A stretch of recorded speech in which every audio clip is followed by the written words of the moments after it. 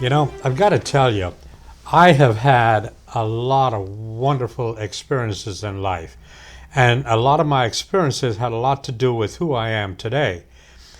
I remember being in the Navy, and I was in a little country that I won't mention because I don't want any attitude or judgment against the country. But I'm in a bar in this little country, and this man came in with his son. And the man said to a woman he met in the bar, he said, "Here, take my boy and then bring me back a man." At the time, I didn't quite recognize or realize what he was saying. It was later there that I realized what he was telling this woman to do. I mention this only because we have a tendency to judge morality of others without looking at the morality of ourselves. And today, what I really want to talk about is the guilt and shame that parents have their children endure because of the parents' lack of understanding. You know, when you read things from the old time, the old sages, and they will tell you that what a parent ought to do is to be there as a safety net for their children and to impress upon their children ethics, morality, and principles that will help them to deal with people and the outside world. What a parent should not do is to mold their children in their attitudes, with their behavior, with their malicious intents. I'll give you 3 examples of what I'm talking about. Many years ago, there was a man who became very successful, and quite often he would tell anyone who would listen that he came up from nothing. He was dirt poor, and look what he did for himself. He built for himself success. And what he did was he impressed upon his children the same thing. Now, in his mind, he did not want his children to suffer as he did.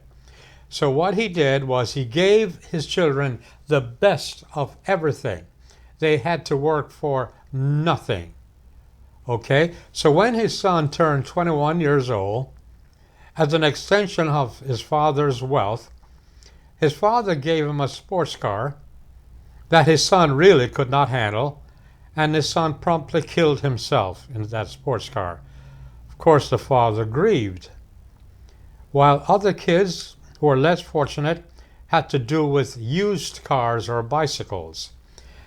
And earlier, I mentioned the fact that modern television shows and modern movies are far better than a lot of the sermons that you heard in church.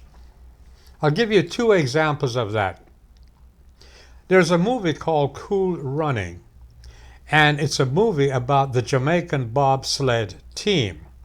Well, I would suggest that you watch the movie, really, and enjoy it for its entertainment value.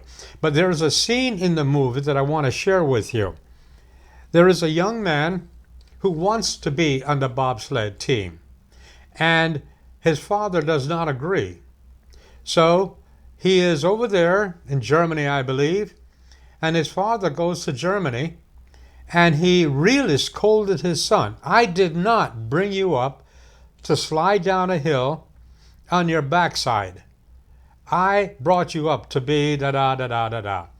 What he wanted for his son was not necessarily his son's happiness, but an extension of the father by being an attorney, and that's what he wanted for his son. A lot of parents do that. They bring up their children to be extensions of themselves, not caring about the children's own happiness. And then last night I watched a movie, and the same theme. This young man was sent to the best of schools, but what he wanted to be was to be an actor. And again, his father scolded him about being an actor, when in fact he ought to come join the law firm. The young man killed himself. And then the father grieved. You see my point?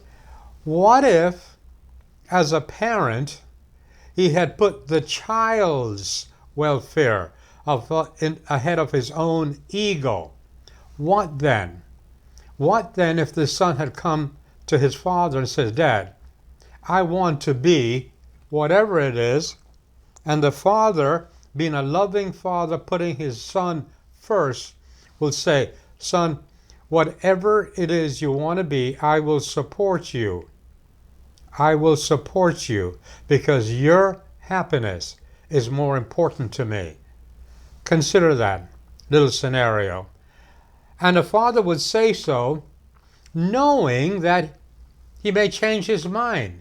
He may want to be something else next month or next year. So what? And as for that first example I gave you, I made myself from nothing. I brought myself up from nothing. I was dirt poor. Why could he not have allowed his child to have had the same personal experiences and knowledge in developing that child to be the individual that that child could have been? See my point? Anyway, I still believe that modern day television shows and movies and modern day scripts are far better than the sermons you'll ever hear in churches.